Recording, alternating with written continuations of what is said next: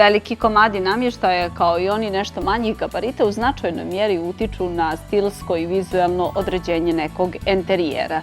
Zbog toga, prilikom njihovog odabira, poslušajte i savjete stručnjaka, a naravno vodite se i svojim ličnim željama, jer će ovi komadi često biti duži niz godina dio vašeg ambijenta.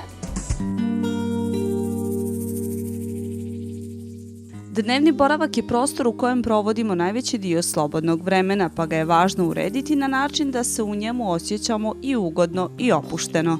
Najnoviji trendovi u dizajnu namještaja nam upravo to i omogućavaju.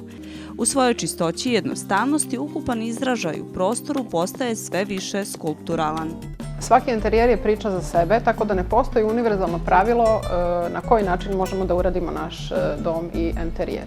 Obično prilikom odabirom namještaja pribjegavamo nekim jednostavnim provjerenim varijantama, ali složit ćete se da je kad potrebno da izađemo iz zone komfora i da napravimo određenu promjenu.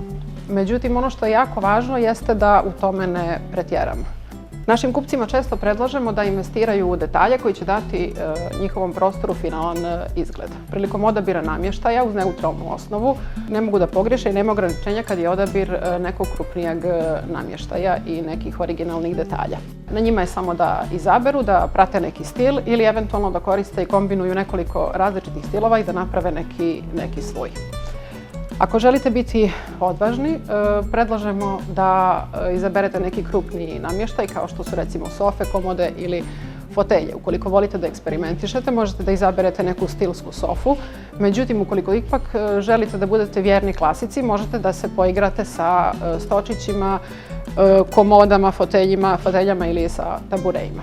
Oblik stočića može kompletno transformiše izgled vaše prostorije, vašeg dnevnog boravka i da mu da određenu dinamiku. Posebno ukoliko kombinujete isti sto u dve različite dimenzije, veću ili manju, ukoliko koristite sto nekog neobičnog oblika, neobičnog materijala ili recimo u boji.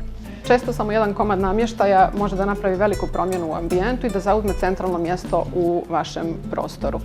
Komode kao originalan detalj, ali neophodno mjesto za odlaganje sitnica, mogu da daju vašem prostoru određenu osobenost i možete ih uklopiti u bilo koji ambijent. Neke su napravljene sa nekim specijalnim fiokama, neke sa originalnim prostorom za odlaganje vašeg finog posuđa. Međutim, da li ste ljubitelj iverice, punog drveta ili medijapana, manje je važno, zato što će bilo koji materijal, ukoliko je komoda dobrog dizajna, da se uklopi savršeno u vaš prostor. U modernim dnevnim boravcima obično se nalazi dvosjed-trosjed ili ugovna garnitura i pored toga neka specifična fotelja ili stolica koja je posebnog stila, dizajna ili boje.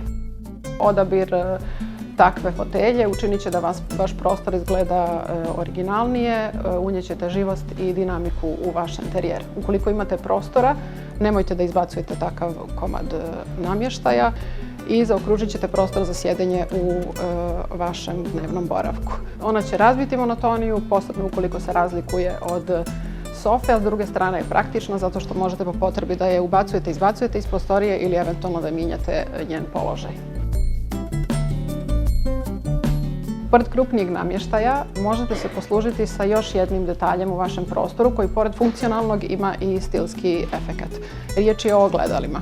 Ogledala su jedna od rijetkih ukrasnih elemenata u prostoru koji može da pomogne u vašem interijeru. Na primjer, ukoliko je prostorija mala, možete da koristite veliko ogledalo kako biste vizualno povećali prostoriju.